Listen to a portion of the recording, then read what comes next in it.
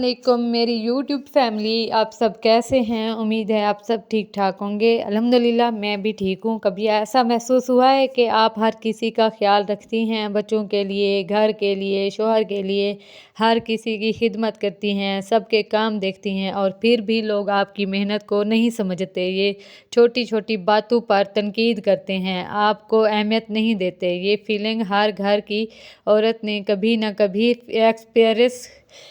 Experience किया होगा। आज मैं आपके साथ बात करूंगी कि ये क्यों होता है और आप अपनी ज़िंदगी कैसे आसान, सुकून भरी और इज़्ज़त भरी बना सकती हैं।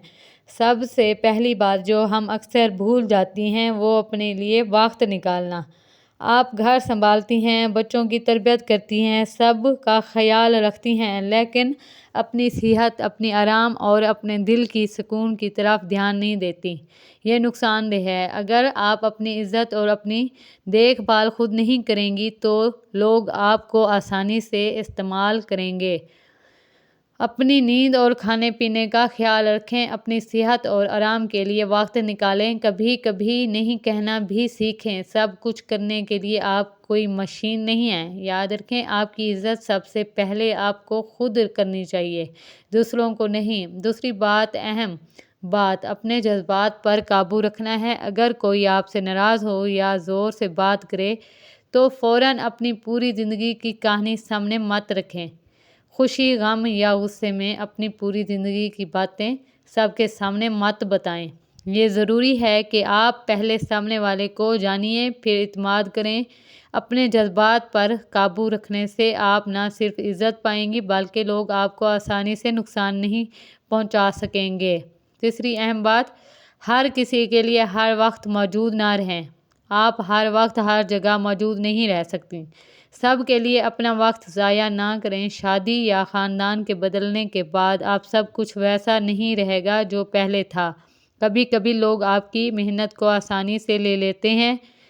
किसी की ज़िंदगी में आप हीरो हो सकते हैं, किसी की ज़िंदगी में मसलन या वैलन। या सब नॉर्मल है। सबको खुश करने की कोशिश करने की बजाय अपनी हदूद और अपनी इज़्ज़त का ख्याल रखें। चौथी बात, मदद मांगना। अगर काम ज़्यादा है या आप हमला हैं या बीमार हैं तो मदद मांगें। दो हाथ नहीं, चार या 6 हाथ चाहिए हों तो हेल्प मांगना शर्म की बात नहीं है। घर वाले हर बार समझ नहीं सकते, इसलिए खुद अपनी हदूद तय करें।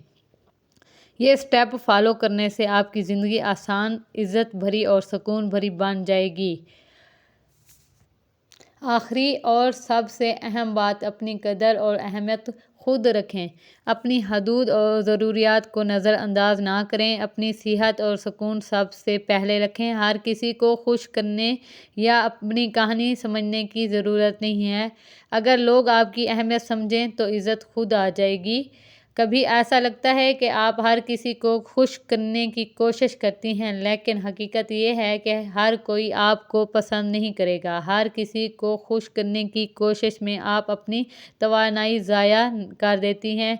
शादी के बाद ख़ानदान के ताल्लुकात बदल जाते हैं। बहन, भाई, दोस्त, शौहर, सब की तरजीहात बदल जाती हैं। कभी कभी आप हीरो हैं, कभी विलन। ये सब नॉर्मल है। ज़िंदगी में अपनी तरजीहात खुद तय करें और अपनी इज़्ज़त और सुकून सबसे पहले रखें। अगर आप भी ये महसूस करती हैं कि आप हमेशा दूसरों के लिए सब कुछ करती हैं और लोग आपके लिए इज़्ज़त नहीं करते, तो आज से ये असूल अपनाएं। अपने लिए हदूद बनाएं, अपने जज्बात पर काबू रखें, अपनी सेहत और इज़्ज़त सबसे पहले रखें।